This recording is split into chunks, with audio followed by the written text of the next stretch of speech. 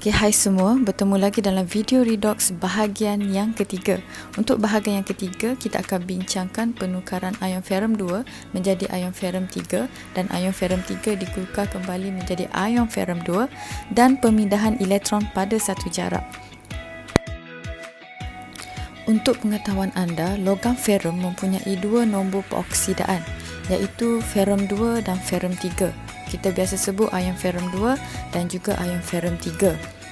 Ion ferrum 2 mempunyai warna iaitu warna hijau dan ion ferrum 3 berwarna perang. Apabila kita menukarkan ion ferrum 2 kepada ion ferrum 3, bermaksud nombor peroksidaan bertambah daripada positif 2 kepada positif 3. Maka apakah proses yang berlaku? Ya, apabila proses nombor peroksidaan bertambah, maka proses yang berlaku ialah proses pengoksidaan. Kemudian kita akan tukar semula daripada ferrum 3 menjadi ferrum 2. Bermaksud kita melakukan proses penurunan, iaitu ferrum 3 mengalami proses penurunan daripada ferrum 3 kepada ferrum 2, maka ion ferrum 3 bertindak sebagai ejen pengoksidaan. Manakala ion ferrum 2 yang mengalami proses pengoksidaan adalah ejen penurunan.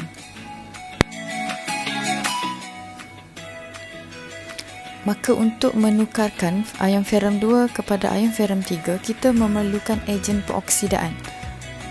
Kenapa kita memerlukan ejen peroksidaan? Kerana ferrum 2 mengalami pengoksidaan. So mesti ada bahan gapo yang mengoksidakan ferrum 2, itu dipanggil ejen peroksidaan. Okay, jadi dalam video sebelum ni kita telah belajar mengenai penyesaran halogen dan juga penyesaran logam. Penyesaran halogen adalah ejen pengoksidaan. Halogen adalah ejen peroksidaan. Maka ya, kita boleh gunakan halogen sebagai ejen peroksidaan untuk menukarkan ferrum 2 menjadi ferrum 3. Jadi kita boleh guna air klorin, air bromin ataupun iodin untuk menukarkan ferrum 2 menjadi ferrum 3. Alat radas masih lagi sama, guna tabung uji, masukkan ferrum 2 sulfat, kemudian tambahkan air klorin. Kita akan perhatikan warna perang terbentuk. Ferrum 2 sulfat sangat mudah teroksida, maka bila kita menggunakan ferrum 2 sulfat, pastikan apabila kita hendak menjalankan eksperimen tu baru kita bancuh. Kalau tidak, tanpa air klorin pun dia akan mudah teroksida kepada ferrum 3. Itu memang sifat ferrum 2, mudah teroksida. Okay, cikgu ada sediakan soalan di bawah, iaitu tindak balas di antara air klorin dan ferrum 2 sulfat. So ferrum 2 sulfat kita nak tukar menjadi ferrum 3. So apakah ejen peroksidaan? Namakan ejen penurunan. Kena ingat soalan tu minta nama, so anda perlu menulis nama, tidak boleh menulis formula. Tulis persamaan setengah, tulis persamaan ion keseluruhan dan seterusnya nyatakan perubahan warna yang berlaku pada larutan. So kita ada dua bahan, iaitu air klorin dan ferrum 2 sulfat. So larutan kita ialah larutan ferrum 2 sulfat. Okay, berdasarkan soalan, mari kita bincang jawapan. Okay, untuk ejen peroksidaan dan juga ejen penurunan, maka ejen penurunan kita ialah ferrum 2 sulfat persamaan setengah peroksidaan ferrum 2 kepada ferrum 3 melepaskan elektron. Ejen peroksidaan kita ialah air klorin persamaan setengah klorin menerima elektron membentuk ion klorida. So berdasarkan pemerhatian, untuk ferrum 2 sulfat, larutan yang berwarna hijau bertukar menjadi warna perang. Dan persamaan ion keseluruhan adalah seperti yang telah cikgu tuliskan.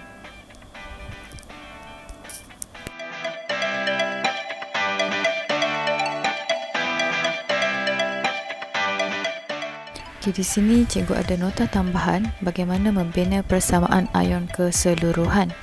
Okay, kita tengok kepada persamaan setengah pengoksidaan ferrum 2+, ferrum 3+, melepaskan elektron, dan penurunan klorin membentuk klorida. Perhatikan kepada elektron. So elektron pada persamaan setengah tidak seimbang, di mana satu elektron dan dua elektron. Maka persamaan setengah peroksidaan kita darabkan dengan 2 supaya bilangan elektron sama banyak. maka terbentuklah persamaan yang baru, 2 ferrum 2 plus menghasilkan 2 ferrum 3 plus tambah 2E.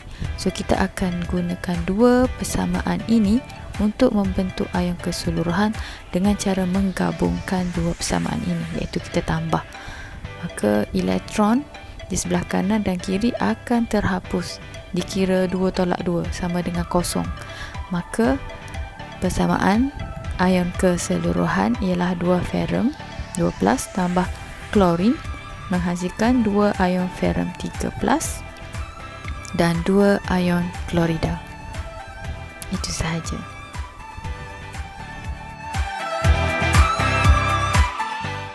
Penukaran ion ferrum 3 kepada ion ferrum 2. Ferrum 3 akan menerima elektron membentuk ion ferrum 2 plus. Ejen penurunan yang akan kita gunakan ialah serbuk zinc, masukkan ke dalam larutan ferrum 3 klorida. Pemerhatian kita, warna perang larutan ferrum 3 klorida akan bertukar menjadi warna hijau. So inference ion ferrum 2 terbentuk dan ion ferrum 3 plus mengalami penurunan. Ujian pengesahan ion ferrum 2 plus ialah dengan menambahkan larutan natrium hidroksida di mana mendakan hijau tidak larut akan terbentuk, mengesahkan bahawa ion ferrum 2 telah hadir. Dalam gambar rajah ini, cikgu telah menulis persamaan setengah bagi pengoksidaan dan penurunan bagi eksperimen ini untuk rujukan anda. Di sini ialah ringkasan pengoksidaan ion ferrum 2 dan juga penurunan ion ferrum 3. Anda boleh lihat menggunakan anak panah tu dan juga boleh salin nota ini sebagai rujukan untuk masa hadapan. Semoga bermanfaat. Okey, bahagian yang terakhir ialah pemindahan elektron pada satu jarak. Dalam tindak balas redox, ejen penurunan ialah proses pengoksidaan. Maka ejen penurunan adalah ejen yang menderma elektron, manakala ejen pengoksidaan ialah ejen yang menerima elektron. Maka tindak balas redox melibatkan pemindahan elektron. So apa itu pemindahan elektron pada satu jarak?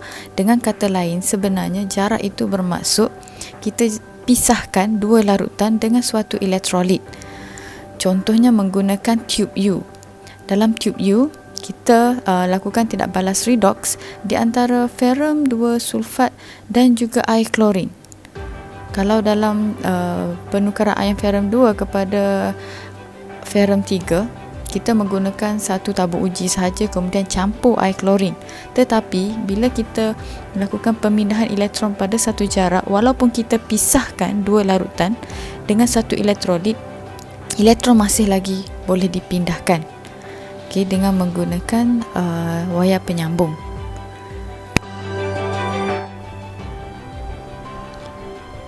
Okey, ini ialah contoh gambar rajah pemindahan elektron pada satu jarak. Kalau anda perhatikan, ini ialah terminal negatif dan ini ialah terminal positif. Untuk mengetahui terminal negatif dan positif ialah tengok kepada larutan. Sekiranya proses penurunan berlaku, maka ia adalah terminal positif. Sekiranya pengoksidaan berlaku, ia adalah terminal negatif. Dan ini sebenarnya menyamai sel kimia. Terminal negatif ialah pengoksidaan kerana melepaskan elektron. Apabila elektron keluar, ini adalah anod dan seterusnya, ini adalah katod. Ejen penurunan dan ejen pengoksidaan dinyatakan dipisahkan oleh satu elektrolit. Okay, isu yang timbul ialah biasanya bagaimana hendak menentukan terminal positif dan terminal negatif dalam tube U.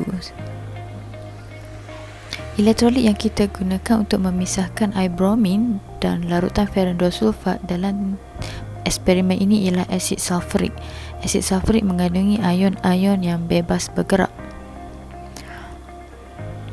Air bromin adalah halogen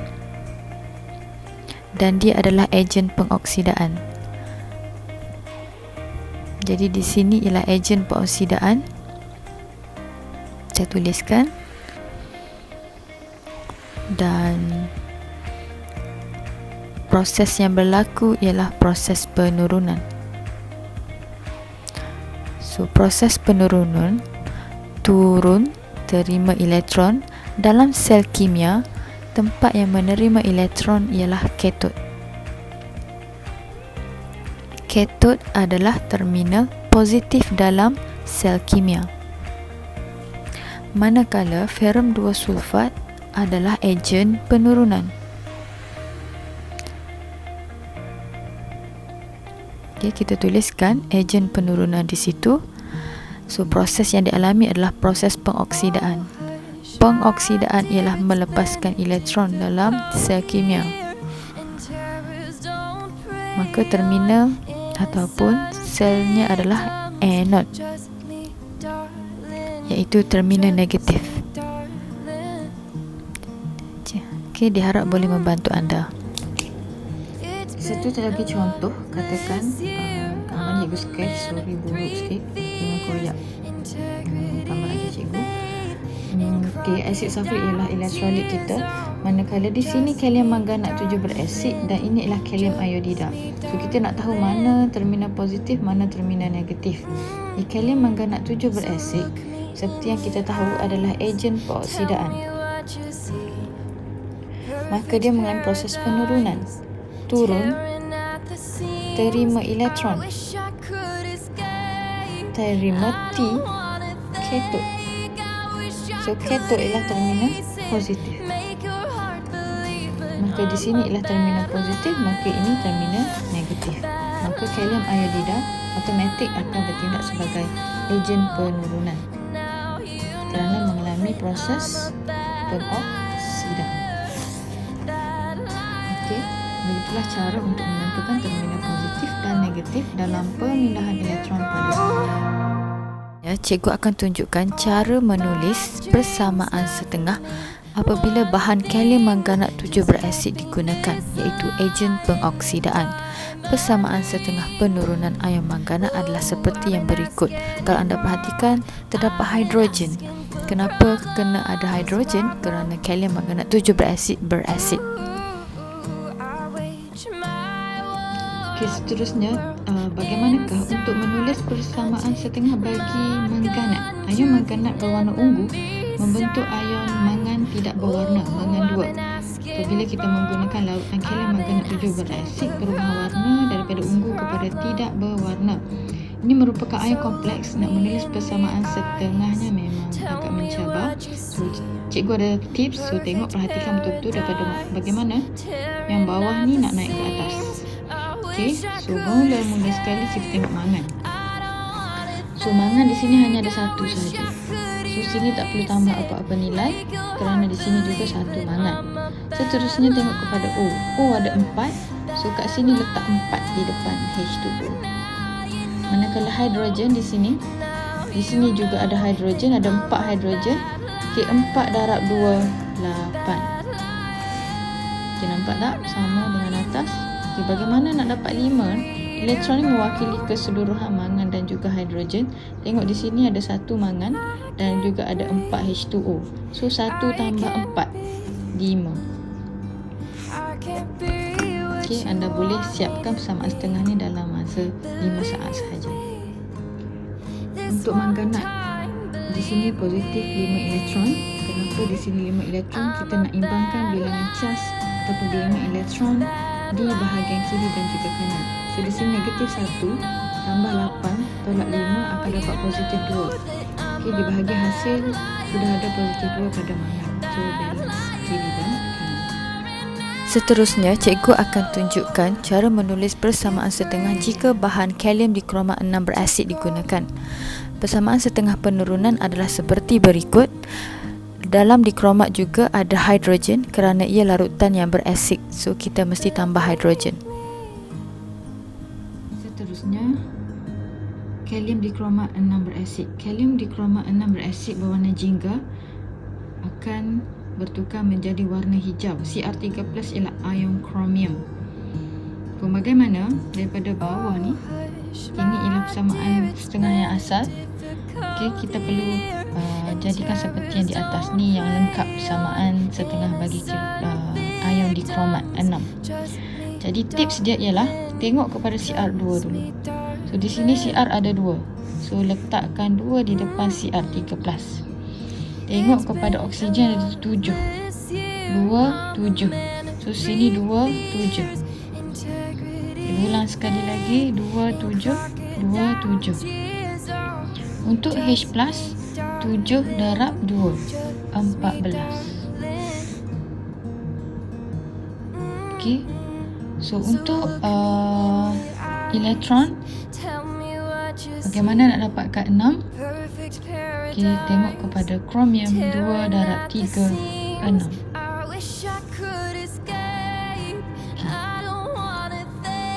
Okay, kenapa di sini 6 elektron? Sebenarnya kita nak imbangkan bilangan elektron di sebelah kiri dan juga kanan. So bila kita jumlahkan negatif 2 tambah 14, 14 darab 1, 14, tambah negatif 6, kita akan dapat positif 6 bilangan elektron di bahagian bahan. Manakala di bahagian hasil, 2 darab positif 3, positif 6. Di sini neutral, tidak ada charge. Maka persamaan setengah kita lengkap betul, iaitu positif 6, balance dia punya elektron. Itu tujuan dia.